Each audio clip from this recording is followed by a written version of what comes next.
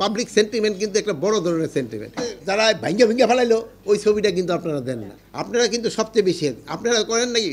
আবার আপনারা মাইন্ড করেন না, কথা বলি, ওই পুলিশ কি অ্যাকশনটা নিল ওইটার একটা খুব বড় ছবি দেখেন। আর যে প্রথম যে যারা ভাঙ্গা ভাঙ্গা ফেলাইলো ওই ছবিটা কিন্তু আপনারা দেন না।